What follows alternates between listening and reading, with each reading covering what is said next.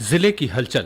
आकाशवाणी लखनऊ से प्रस्तुत है जिले की हलचल। आज सुनिए कुशीनगर और मिर्जापुर जिलों की हलचल। पहले सुनते हैं कुशीनगर जिले की हलचल। आलेख और स्वर है विवेक कुमार पांडेय का। प्रदेश सरकार के राज्य मंत्री और कुशीनगर जिले के प्रभारी मंत्री दिनेश प्रताप सिंह ने कलेक्ट्रेट सभागार में कानून व्यवस्था एवं अन्य विभागों के साथ समीक्षा बैठक की। समीक्षा बैठक के दौरान पुलिस अधीक्षक केशव कुमार ने कानून व्यवस्था एवं अपराध के संदर्भ में विवरण प्रस्तुत किया। इनमें कानून व्यवस्था, अपराध नियंत्रण, जन सुनवाई, मिशन शक्ति, गौ तस्करी के खिलाफ कार्रवाई तथा गैंगस्टर एक्ट के तहत कार्रवाई व अन्य पुलिसिंग के संबंध में प्रभारी मंत्री सहित अन्य जनप्रतिनिधियों को अवगत कराया। समीक्षा बैठक के बाद जिले के प्रभारी मंत्री ने पत्रकार वार्ता करते हुए कहा कि केंद्र सरकार द्वारा किए गए जीएसटी सुधार जनता के लिए ऐतिहासिक राहत साबित होंगे। उन्होंने कहा कि प्रधानमंत्री नरेंद्र मोदी के नेतृत्व में जीएसटी लागू होने के बाद से अब तक का सबसे बड़ा और महत्वपूर्ण बदलाव है। उन्होंने कहा कि पहले 4 स्लैब 5%, 12%, 18% और 28% लागू थे, लेकिन अब सिर्फ 2 स्लैब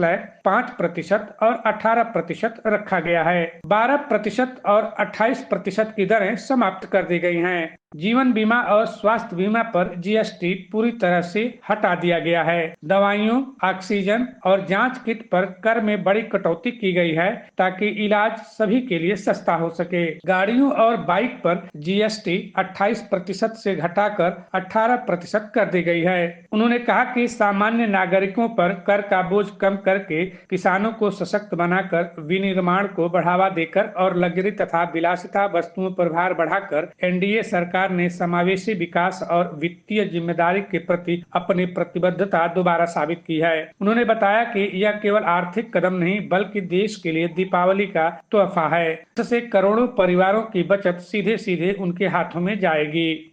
भारत सरकार के सामान्य वर्ग सहित सभी लोगों के लिए जो जीएसटी ने छूट दी है, निसंदेह इससे हमारे भारत के लोगों को बहुत ही हित हुआ होगा।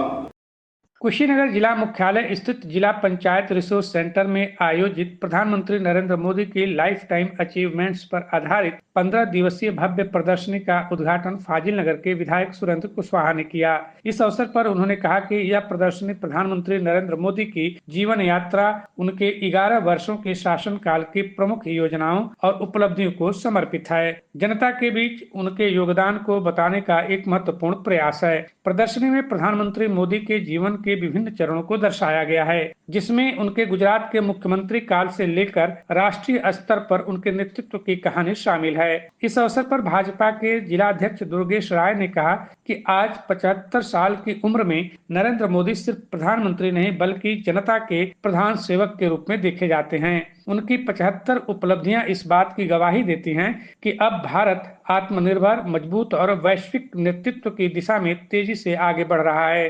प्रधानमंत्री मोदी का जीवन सादगी, अनुशासन और कठोर परिश्रम का उदाहरण है। उन्होंने भारत को वैश्विक स्तर पर नई पहचान दिलाई है। कुशीनगर जिले में विश्वकर्मा पूजा आदर और श्रद्धा के साथ मनाई गई। इस अवसर पर लोगों ने अपने अभियांत्रिकी कारखानों में भगवान विश्वकर्मा की पूजा अर्चना की। विश्वकर्मा जयंती के अवसर पर विश्वकर्मा श्रम सम्मान योजना के तहत आयोजित एक कार्यक्रम में जिले के सभी विधायक गण की उपस्थिति में कुशीनगर के सांसद विजय कुमार दुबे एवं जिलाधिकारी महेंद्र सिंह तंवर द्वारा लाभार्थियों को मशीनें एवं चेक वितरित की गयी। योजना का उद्देश्य पारंपरिक कारीगरों जैसे बढ़ई, लोहार, दर्जी, कुम्हार, सुनार आदि को आधुनिक उपकरण प्रदान कर उनके कौशल को बढ़ावा देना और स्वरोजगार को प्रोत्साहित करना है। पशु तस्करी को लेकर कुशीनगर जनपद पिछले दिनों प्रदेश में खासा चर्चित रहा। गोरखपुर के पिपराइच कस्बे में पशु तस्करों द्वारा एक युवक को मौत के घाट उतारने की घटना के बाद शासन स्तर से कठोरतम कार्रवाई के संकेत मिलने के बाद कुशीनगर में पशु तस्करी से जुड़े पुलिस विभाग के 33 दागी चेहरों को लाइन हाजिर कर दिया गया है। इसमें 2 निरीक्षक, 6 उप निरीक्षक, 8 हेड कांस्टेबल और 20 कांस्टेबल शामिल हैं। अपर पुलिस महानिदेशक गोरखपुर जोन अशोक मुथा जैन ने पत्रकारों को बताया कि पशु तस्करी का नेटवर्क पूरी तरह ध्वस्त किया जाएगा तथा संलिप्त पुलिस कर्मियों पर सख्त कार्रवाई की जाएगी। कुशीनगर जिले की हलचल के बाद आइए सुनते हैं मिर्जापुर जिले की हलचल। आलेख और स्वर है SM सबा का।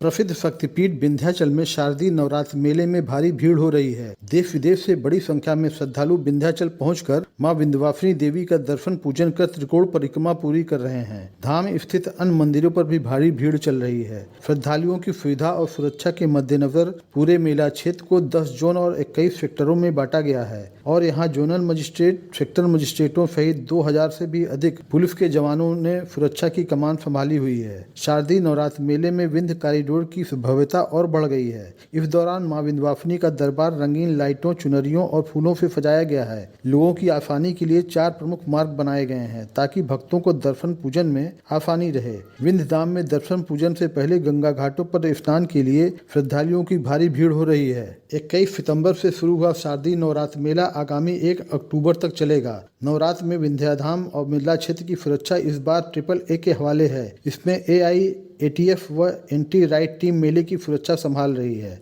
SSP सोमेन वर्मा ने बताया कि ATF टीम मंदिर के आसपास विशेष सुरक्षा कर रही है। मंदिर के चारों ओर लगे AI कैमरे से मंदिर के पास आने वाले अपराधी, जेब कतरे व अन्य संदिग्ध की पहचान के लिए पुलिस की पैनी नजर है। AI कैमरे से मंदिर में आने वाले श्रद्धालुओं की संख्या का भी पता चल रहा है। ड्रोन कैमरे से भी नजर रखी जा रही है। मिर्जापुर के मंडलीय चिकित्सालय में गत दिवस अमृत फार्मेसी का केंद्रीय स्वास्थ्य व परिवार कल्याण तथा रसायन उर्वरक राज्य मंत्री अनुप्रिया पटेल ने किया उद्घाटन। केंद्रीय मंत्री अनुप्रिया पटेल ने अपने संबोधन में कहा कि मां विंध्यवासिनी की कृपा से आज मिर्जापुर के मंडलीय चिकित्सालय में अमृत फार्मेसी का शुभारंभ करते हुए अत्यंत हर्षित हूँ। यह शुभारंभ न केवल एक दवा केंद्र की शुरुआत नहीं है, बल्कि यह एक नई उम्मीद, एक नई सुविधा और स्वस्थ भारत की दिशा में उठाया गया ठोस कदम है। उन्होंने कहा कि भारत सरकार स्वास्थ्य सेवाओं को सुदृढ़ करने और अंतिम व्यक्ति तक सुविधाओं का लाभ सुनिश्चित करने के लिए अनवरत कार्य कर रही है। उन्होंने कहा कि मिर्जापुर में यह पहल प्रत्येक नागरिक को सस्ती और सुलभ स्वास्थ्य सेवाएं प्रदान करने की हमारी सामूहिक प्रतिबद्धता को दर्शाता है।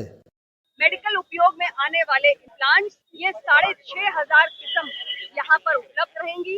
ये फार्मेसी 24 घंटे जनता की सेवा में संचालित रहेगी और सबसे बड़ी बात, आम जनमानस के दवाओं, इम्प्लांट्स और सर्जिकल उपकरण पे होने वाले खर्च में इस अमृत फार्मेसी के माध्यम से बहुत बड़ी कटौती होने जा रही है और दाम 50% से लेकर 70% तक ओपन मार्केट से कम दाम पर आपको दवाएं मिलेंगी।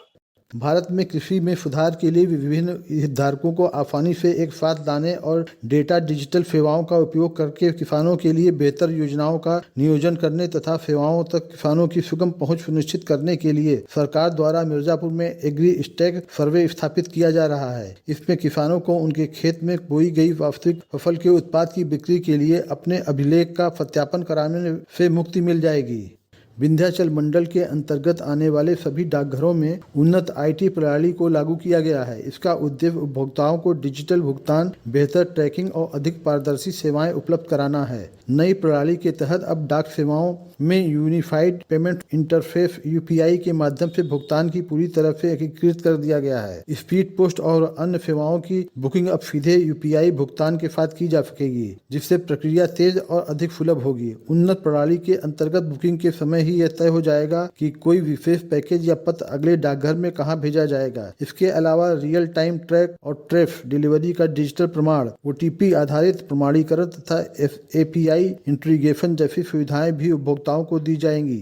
कोरोना काल के दौरान घाट पर गरीब बच्चों के लिए निःशुल्क पाठशाला चलाने वाली शिखा मिश्रा अब घाट पाठशाला के बाद निःशुल्क ऐप से युवाओं का करियर संवार रही हैं। AI आधारित इस ऐप के जरिए लोग विभिन्न क्षेत्रों में करियर संबंधी सलाह ले सकते हैं। शिखा का M2 गाइड ऐप लॉन्च हुआ है। मिर्जापुर नगर के महुगरिया निवासी शिखा और उनकी दोस्त पूर्णिमा सिंह ने कोविड काल के दौरान गंगा किनारे बरिया घाट पर निःशुल्क पाठशाला चलाती थी। यह पाठशाला अभी भी चलती है।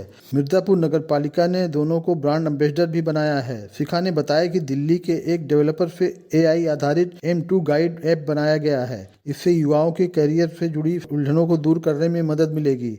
यह था आकाशवाणी लखनऊ के क्षेत्रीय समाचार एकांश द्वारा प्रस्तुत जिले की हलचल का आज का अंक।